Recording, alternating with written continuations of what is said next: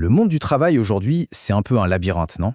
Mais imaginez un instant, si on avait une sorte de carte, une carte qui révèle les compétences cachées, celles qui font vraiment la différence. Allez, pensez-y une petite seconde.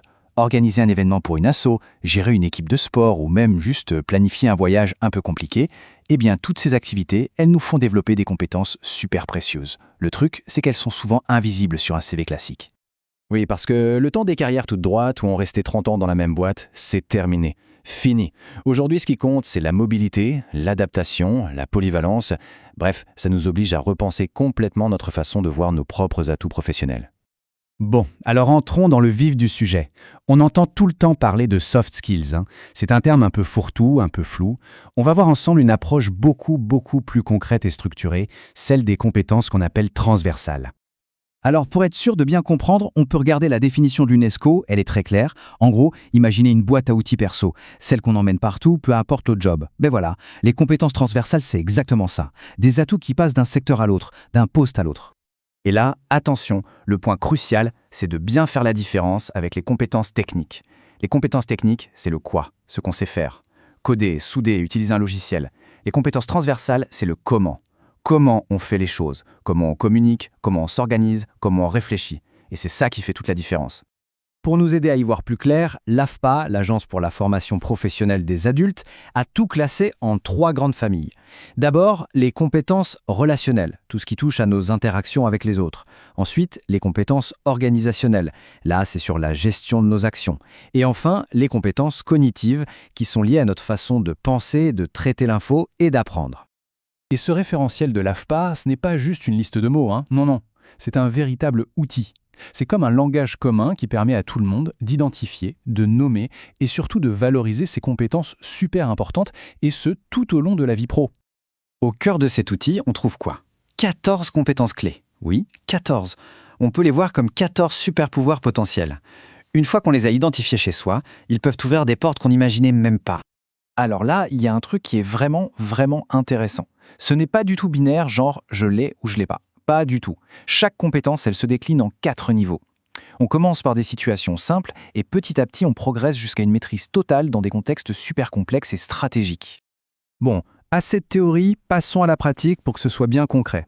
On va prendre un exemple dans chacune des 3 grandes familles pour voir ce que cette idée de progression veut dire. Allez, on commence avec une compétence que tout le monde croit connaître par cœur, communiquer. Sauf que la maîtriser, ça va bien au-delà du simple fait de parler.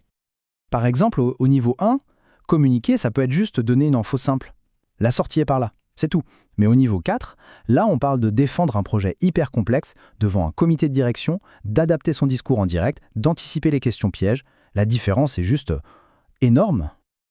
Ok, on passe à la deuxième famille, les compétences organisationnelles. Et là, on va prendre un grand classique, essentiel dans n'importe quel job, organiser ses actions. Au niveau 1, ça peut être tout bête, préparer son poste de travail le matin, s'assurer qu'on a tout ce qu'il faut. Mais au niveau 4, on change complètement de dimension.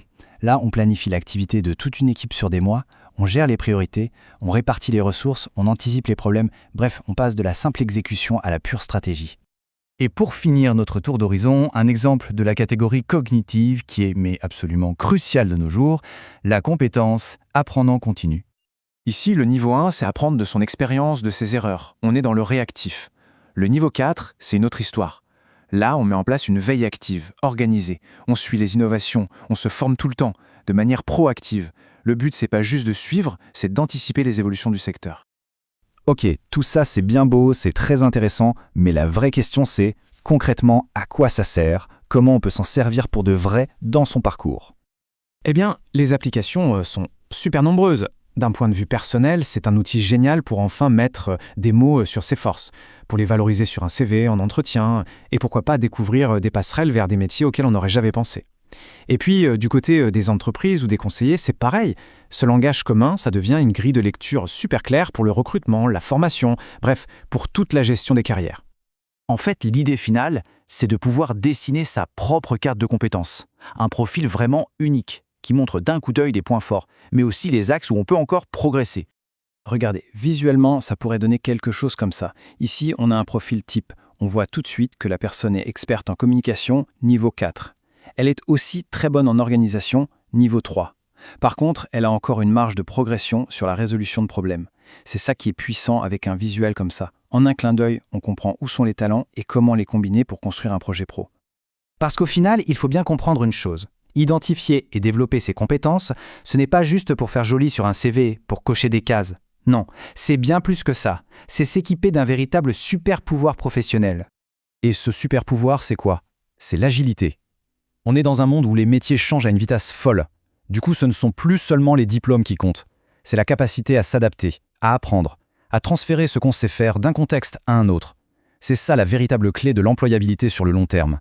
Les compétences transversales sont le moteur de l'avenir professionnel. Au final, la question n'est plus de savoir si on a des compétences. Tout le monde en a, c'est une certitude. La vraie question, c'est lesquelles sont nos forces cachées. Quelle est cette compétence unique qu'on pourrait commencer à mettre en avant, allez, dès aujourd'hui?